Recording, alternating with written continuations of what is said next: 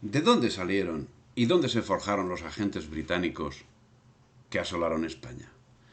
Su nacimiento físico acaeció en la misma España, pero su formación como agentes enemigos de su patria fue consecuencia de los distintos exilios que, como consecuencia de los sucesivos enfrentamientos, se produjeron en España. Muchos de estos exiliados sufrieron su derrota apartados en Francia, donde acabaron siendo abducidos por las supersticiones de la Ilustración, del liberalismo, de la democracia, haciendo crecer en ellos un acervo odio a todo lo español y una admiración hacia todos los principios que durante la época dorada habían sido sometidos por el bien hacer de la monarquía hispánica. Todos estos hombres, ahitos de superstición, volvieron otra vez a España como consecuencia de las sucesivas amnistías, ocupando cargos y detentando prebendas como consecuencia del triunfo político de su facción particular, a la que sirvieron con verdadera devoción, aunque solo fuese por singularizarse y hacerse admirar. Como estos exiliados eran en gran parte militares, las ideas liberales se extendieron rápidamente en el ejército, que acabó convirtiéndose en una caricatura de lo que en su día fue el ejército español, y por supuesto en la marina, que alcanzó cotas que pueden identificarse con la inexistencia. La importancia de estos hechos fue acrecentándose con el transcurso de los diferentes enfrentamientos del siglo, pero ya comenzó a mostrarse en el reinado de Fernando VII, siendo para ellos un importante trampolín el acceso al trono de Isabel II. Así, Ramón Salas, en 1821, señala: por esto yo no he extrañado que el ejército haya tomado la iniciativa en la gran causa de la libertad de España, primer ejemplo de esta especie que la historia presenta a los hombres y que hará para siempre memorable nuestra revolución. Salas, además de sentirse orgulloso de eso, señalaba orgulloso las malas artes que el liberalismo desarrollaba en España, pero que sin embargo no desarrollaba en Inglaterra, por ejemplo, si bien esas malas artes eran desarrolladas justamente por ingleses como Jeremías Bentham en colaboración con los agentes británicos con nombre español. Uno de ellos, Álvaro Queipo de Llano y Valdés, el primer conde de Toreno, el más autorizado de los políticos de la época, escribía a Bentham el 6 de agosto de 1821 elogiando su doctrina de una forma que no hubiese sido tolerada en Inglaterra, pidiendo luces al autor de una doctrina que era rechazada para ser aplicada en su propio país, pero que estaba diseñada para ser aplicada justamente en España. En un lenguaje del más estricto servilismo, remite al mentor el proyecto de Código Penal y lo tranquiliza por aquellos aspectos que, contrarios a lo que se hallaba diseñado para España, debían estar presentes en un primer borrador, presumiblemente para guardar las apariencias. Decía Queipo de Llano: nuestro común amigo Bowring ha querido encargarse de poner en vuestras manos el volumen adjunto que contiene el proyecto de Código Penal presentado por la Comisión a la deliberación de las Cortes, que deberá tener lugar el invierno próximo. Hallaréis en él cosas buenas y otras muy malas. No os asustéis por los artículos que hablan de la religión. Estos no serán aprobados. Tenía muy claro el significado de democracia, y no era esta la única muestra de sumisión a los principios que Inglaterra imponía. También en las Cortes se elogiaba a Jeremías Bentham, uno de cuyos oradores, Calatrava, escribía a su mentor: a pesar de nuestras envejecidas preocupaciones por una parte y de las ideas a la francesa por la otra, se van extendiendo vuestros principios, y entre los diputados electos para las próximas Cortes me consta que hay muchos iniciados en vuestros preciosos misterios. Ya no debéis tener inconveniente en remitir a vuestro discípulo Núñez, que tiene el honor de contarse entre ellos, el código que habéis hecho determinadamente para España, según me lo asegura el amable Bowring.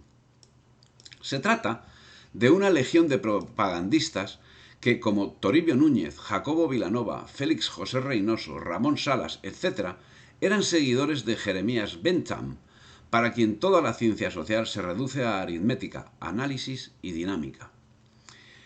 Esa legión estaba extendida también en Cuba, donde Tomás Gener Bohigas, diputado que fue por Cuba en las Cortes del 22 y 23, fue exiliado a los Estados Unidos cuando Fernando VII reinstauró el absolutismo, volviendo en el 35 al amparo de la amnistía decretada por María Cristina. Fue en este momento cuando empezó una especie de apostolado en favor de la anexión a los Estados Unidos, ejerciendo una labor esencial en la difusión de principios antiespañoles en las escuelas. Y es que los gobiernos entregaron la enseñanza, tanto la universitaria como la media, a un profesorado previamente abducido por esos principios liberales que resultaban ideales para combatir el ser y la esencia patria. Esos profesores desarrollaron las ideas liberales como más convenía a sus mentores, centrándolas en la creación de un sentimiento antiespañol. Así lo denunciaba el Diario de Barcelona, una persona que había regresado de las Antillas. Lejos de enseñársele que es español, se le pinta a los españoles como advenedizos que vienen a oprimirle, suplantarle y desheredarle. El niño crece oyendo motes groseros contra sus compatriotas europeos y canarios y recibiendo pérfidos consejos y más pérfida instrucción de historia patria y americana. El odio, la antipatía y cuando menos el recelo se arraigan en su corazón de niño, y cuando es adulto, hombre, si su carrera, su trato, sus viajes, sus negocios y su clara razón no destruyen aquella noción errada de su ciudadanía, vive, envejece y muere creyendo no tener más patria que su provincia y por lo tanto sin amor a sus parientes peninsulares, sus padres inclusive. He oído recientemente un diálogo entre dos inocentes niñas. Dime, ¿de dónde es tu padre? ¿Mi padre? Ah, me da vergüenza decirlo. ¿Vergüenza? ¿Por qué? Porque me da vergüenza. ¿Pero qué vergüenza puede darte que tu padre naciese aquí o allá? Es que mi padre es gallego. A mucha honra deberías tenerlo. La interpelante era una galleguita y desde entonces quedó reñida con su amiga. Ejemplos de esta clase se presentan aquí a cada paso. Eso estaba escrito en 1895. Y tan en contra de los intereses de la patria había llevado la deriva de la educación que en la Universidad de La Habana se llegó a dar el primer paso, necesario e imprescindible para lavar el cerebro: la eliminación de la asignatura de Historia de España.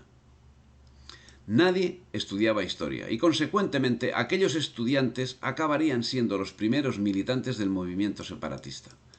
No es, por tanto, de extrañar que cuando estalló en Baire la insurrección el 23 de febrero del 95, el personal de la universidad y de los institutos, así como algunos catedráticos, se fueran a la manigua con los insurrectos y otros a conspirar desde el extranjero. Estos hechos puntuales, sí, son del 95, pero 24 años antes, en la Gaceta de La Habana de 15 de septiembre del 71, se hablaba ya, en el preámbulo de una reforma en la enseñanza, de la urgente necesidad de proveer con maestros españoles las muchas vacantes que han dejado los que, después de sembrar en el corazón de la niñez los odios a España, se han dirigido a empuñar las armas contra la generosa nación que los honró con su confianza o a conspirar contra la vida de sus hijos leales. Excusado es hacer constar que en la última guerra ni siquiera se trató de repetir las disposiciones que en la primera se tomaron. No obstante, el caballo de batalla de los separatistas era que las administraciones públicas estaban copadas por peninsulares. Al respecto, hay que señalar que en la larga lista de empleados de la administración civil ultramarina figuraban buen número de cubanos: los Acosta, Montalvo, Azcárate, Vicent, Quindelán, Freire, Elisátegui, Echevarría, Justiz, Saladrigas, O'Farrill, Bolívar, Rosillo, Valdés, Mallí, Armas, Betancourt, Bernal, Balboa, Cadaval, Diago, Chacón, Beltrán, Insúa, Coali, Barona y 100 más.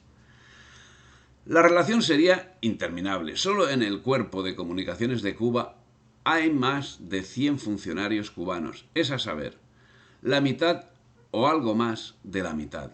La enseñanza puede decirse que está por ellos monopolizada. El rector de la Universidad de La Habana, don Joaquín Lastres, es cubano. Lo son el vicerrector, don José María Carbonell, el secretario general, don Juan Gómez de la Maza y Tejada, los decanos de todas las facultades, don José Castellanos y Arango, de Filosofía y Letras, don Manuel Cañizares Venegas, de Ciencias, don Leopoldo Berrier y Fernández, de Derecho, don Federico Orsman y Cantos, de Medicina, don Carlos Donoso y Lardier, de Farmacia, y el director del Jardín Botánico, don Manuel Gómez, resultando que de 80 catedráticos son cubanos 60.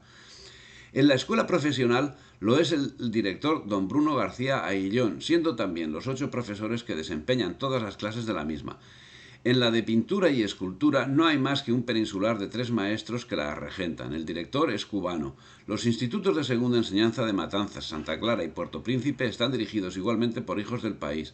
Don Eduardo Díaz y Martínez, don Alejandro Muxó y Pablos, y don Agustín Betancourt y Ronquillo, respectivamente. Y en el cuadro general de este profesorado aparecen 35 catedráticos cubanos de 55.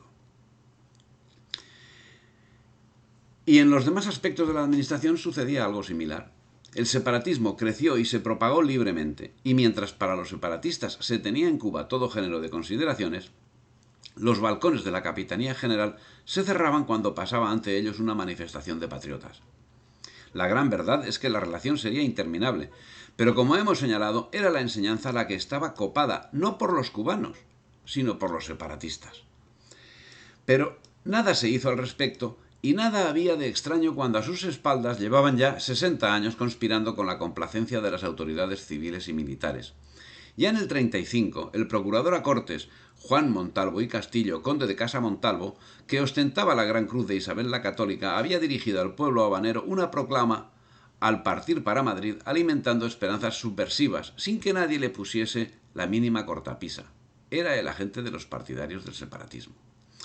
Y la actuación de todos ellos se encontraba perfectamente coordinada desde incluso antes de esa fecha. Así, Rafael de Riego, muerto en el 23, había hecho grandes elogios de José Reynoso, autor de la obra Examen de los delitos de infidelidad a la patria, dentro de la coreografía orquestada por los seguidores de la doctrina de Bentham, que apadrinaron al autor en su candidatura para diputado.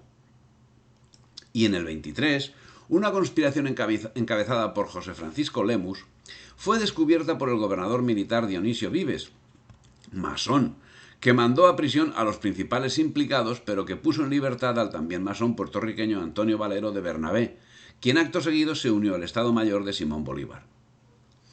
Las conspiraciones se sucedían, y en el 44 O'Donnell se encargó de sofocar la que fue conocida como Conspiración de la Escalera, cuyos miembros mayoritariamente eran negros libres. Mientras tanto, Estados Unidos llevaba a cabo su labor de instigación dando amparo de todo tipo a quienes debían laborar por sus intereses. Así, posibilitaron la constitución del Consejo Cubano en Nueva York, al frente del cual pusieron a Narciso López y a Salvador Cisneros Betancourt, poniendo las bases para la consecución del objetivo largamente pretendido, cual era la anexión de Cuba por parte de los Estados Unidos. Narciso López era un militar y político criollo venezolano en principio leal a España, con cuyas tropas combatió a los separatistas de Venezuela, tras lo cual fue destinado a La Habana. También participó del lado liberal en las denominadas guerras carlistas. Pasó todo el año 24 en la península y en el 27 volvió otra vez a la península, donde participó como coronel isabelino en la primera guerra carlista, siendo ascendido a general de brigada el 7 de junio del 34 y a mariscal de campo el 10 de julio del 38. Volvió a Cuba en el 40 cuando Jerónimo Valdés era destinado como capitán general y desempeñó diversos cargos hasta que bajo el mandato de O'Donnell en el 43 se retiró y comenzó a conspirar cuando fracasó en el desarrollo de diversos negocios que no le fueron rentables. Acabó en bancarrota y se marchó a los Estados Unidos, donde comenzó a conspirar contra España. En el 47 organizó la conspiración para la anexión a los Estados Unidos, conocida como la Mina de la Rosa Cubana. En el 48 fue descubierta la conspiración, pero el capitán general Federico Roncalli Ceruti alertó a López y le facilitó la huida a Nueva York. Ya en los Estados Unidos, y contando con una importante financiación, convino con el general Ward mediante el pago de 3 millones de pesos la invasión de Cuba, lo que no pudo llevarse a efecto por fallecimiento del militar usense. Entre julio y agosto del 49, López organizó una invasión a Cuba que salió de Rhode Island, Nueva Orleans, compuesta por veteranos norteamericanos de la guerra contra México, a los que se les había ofrecido $1.000 y 64 hectáreas de Cuba. A primeros del 50, Narciso López organizó una flota con la intención de invadir Cuba, a cuyos miembros llamó soldados de la expedición de Cuba y a la que se dirigía en inglés, ya que la práctica totalidad de los filibusteros eran usenses.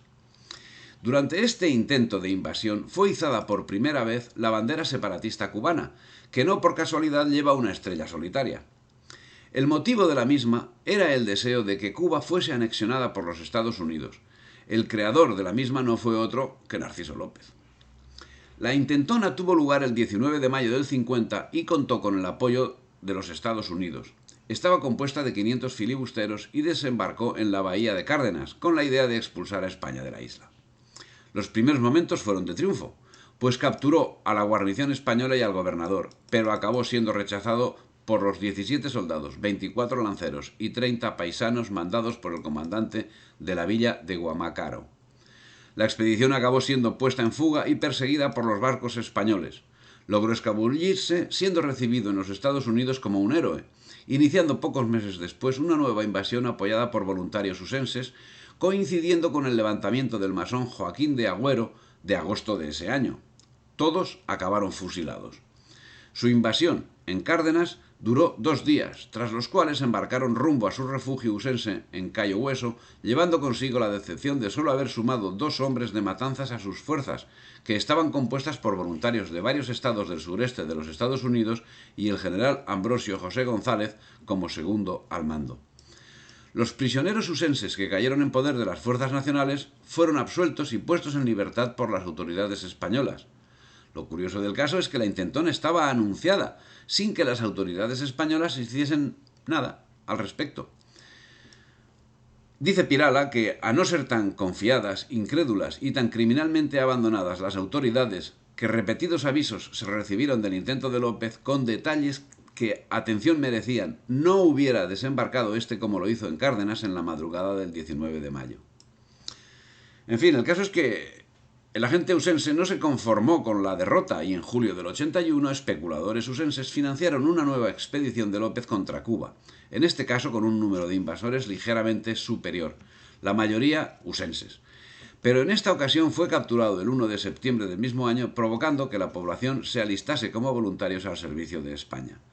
La proclama de López, que llevaba al frente de su invasión, no podía llevar a engaño, que decía: el coloso del Nuevo Mundo, la República de los Estados Unidos, grande y poderosa, porque descansa en la libertad del género humano, presenta el espectáculo del único gobierno, cuyo porvenir esté libre de los azares de una revolución.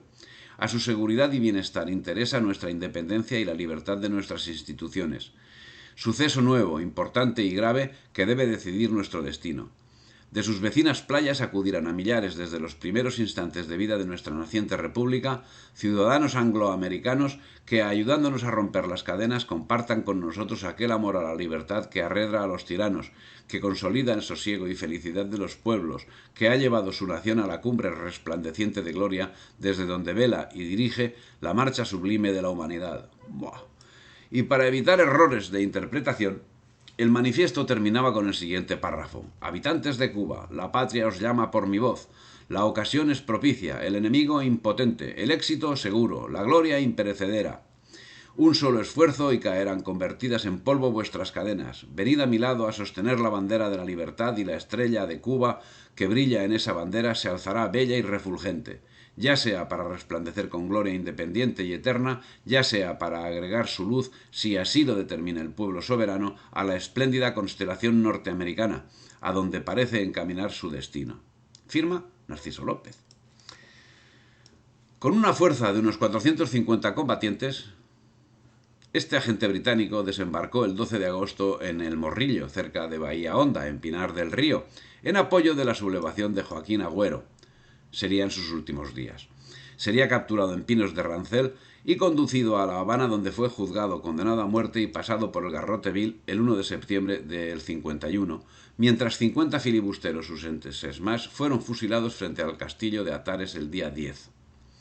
La ejecución se retardó como consecuencia de la dificultad que presentaban los reos como consecuencia de no saber expresarse en español y consiguientemente necesitar intérprete, y un proverbial indulto libró de la horca a un buen número de piratas que normalmente, y con las leyes internacionales en la mano, debían haber sido ejecutados. Pero la ejecución de estos filibusteros dio pie a serias dificultades en las relaciones del gobierno de España con el de los Estados Unidos, que llegaron a tal grado de tirantez que el cónsul de España en Nueva Orleans se vio obligado a abandonar su puesto y, no contentos con eso, los usenses enviaron algunos buques de guerra para apoyar a sus demandas. No obstante, En este caso no siguieron los anglosajones con sus presiones, signo evidente de que todavía no estaba todo preparado, y al siguiente año se retiró la flota al tiempo que volvía el cónsul a Nueva Orleans. El asunto quedaba así pospuesto, mientras los agentes usenses continuaban su labor de zapa dentro de la isla.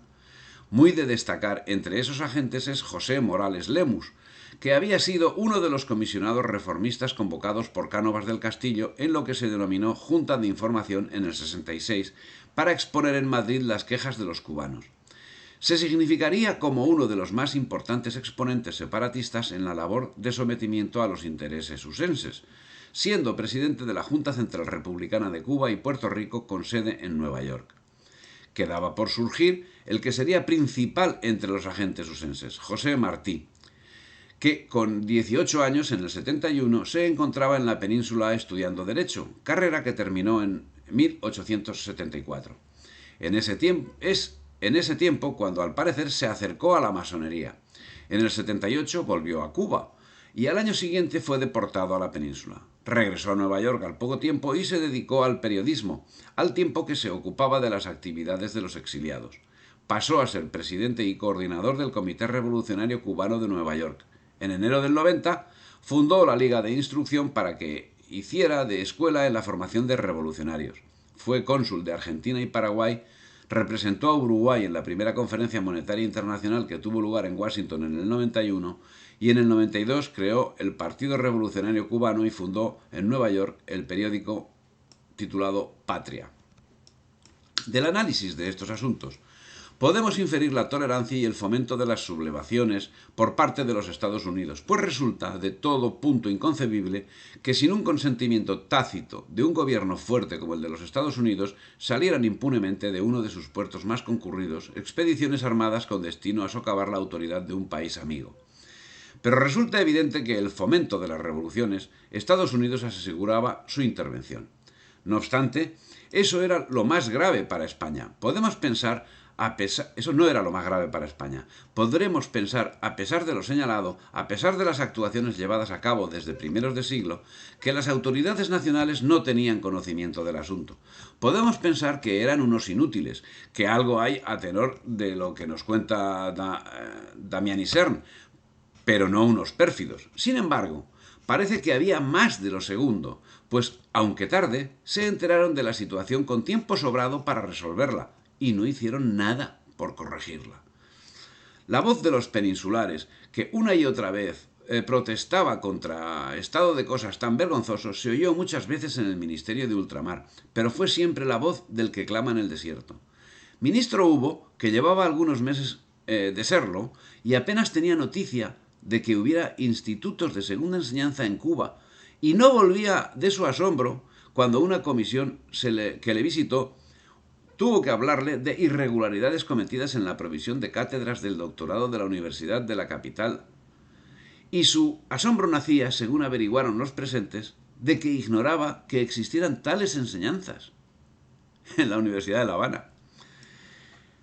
En septiembre del 51, una nueva conspiración contra España se gestó en Cuba bajo la dirección de Francisco Frías, cuñado de Narciso López. El conde de Pozos Dulces era el instigador principal de esta revuelta. Siendo descubierto, fue deportado a la península, donde continuó con su actividad. Era entonces Franklin Pierce, presidente de los Estados Unidos, a quien los anexionistas, secundados por algunos senadores usenses, dirigieron una petición de apoyo para apoderarse de la isla. El resultado fue que en el 54 una nueva expedición filibustera comenzó a pergeñarse, la del general Kitman. Como respuesta, el capitán general Juan de la Pezuela administró unas medidas ejemplares. El 22 de marzo del 54 amnistió a todo el que hubiese tomado parte en las conspiraciones, rebeliones o invasiones. Una medida durísima. Concha, Serrano, Dulce, Lersundi, Manzano ocuparían el cargo de capitanía general durante los siguientes años sin que la actuación desmereciese la de Pezuela.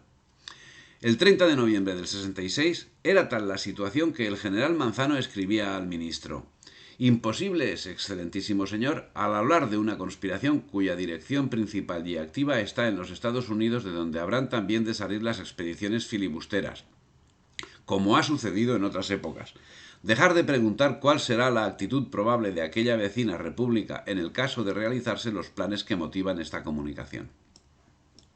Pero nada más se hacía al respecto, salvo preguntarse cuál sería el siguiente paso, fácil de prever gracias a los constantes avisos que no podían pasar desapercibidos ni a Manzano ni al gobierno, que 2 meses y medio antes de esa comunicación de Manzano tuvieron noticia de la proclama antiespañola emitida en Nueva York.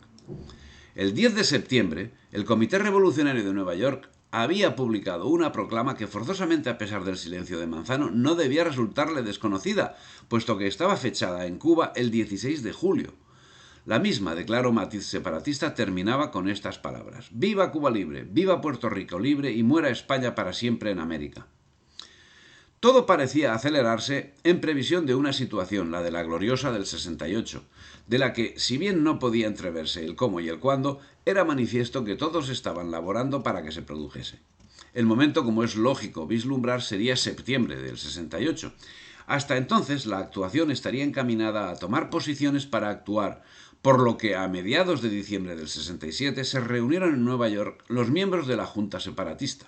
Su objetivo, provocar un alzamiento para finales del año siguiente, curiosamente, cuando acabaría produciéndose la septembrina o la gloriosa en la península. Tal vez solo era una coincidencia casual de fechas con la actuación de Topete y Prim. Tal vez. Don Manuel Macías propuso dar principio a la revolución en Puerto Rico antes que a la de Cuba, y Domingo Goycourría ofreció un cargamento de armas que iba a recibir de los Estados Unidos. Según comunicaciones que se le oyeron, Miguel Aldana y Morales Lemus debían dar el grito en Cuba en septiembre o en los primeros días de octubre. Debido a la complacencia de las autoridades, se propalaba en público la causa de la libertad. En las reuniones, en los cafés, en los clubs y periódicos, se hacía ostentación de los proyectos, se discutían los planes y hasta se celebraban los triunfos que tenían por seguros los conspiradores. Llegaría la guerra de los 10 años, llegaría la guerra chiquita. Y ya en 1893 el capitán general Emilio Calleja y Sassi mandaba instruir expedientes a las autoridades de la isla que denunciaban movimientos separatistas. No es de extrañar que el general Calleja fuese tan bien recibido en los ambientes separatistas que los periódicos subvencionados por los usenses, que no tenían ninguna cortapisa para hacer proclamas separatistas, escribiesen de él semblanzas laudatorias. En contrapartida, y con el inicio de la guerra, que acabaría en el 98, en febrero del 95 Calleja telegrafiaba a Madrid quitando toda importancia al asunto. A raíz del grito de Baire, la autoridad superior de aquella isla telegrafiaba casi a diario al gobierno, quitando toda importancia a la insurrección y diciéndole que no necesitaba ni una peseta ni un hombre más porque nada significaba lo ocurrido. Triste era que telegrafiase en tales términos el general Calleja, pero era peor que obrase en consecuencia. En efecto, dice un testigo presencial, el general no hacía nada por reprimir lo que en un principio pudo ahogarse con poco esfuerzo. En esta época puede decirse que no había enemigos de España en los Estados Unidos, ni había prensa filibustera en aquel país. Pero no lo sabía porque todos se habían instalado en La Habana y otras poblaciones de la isla.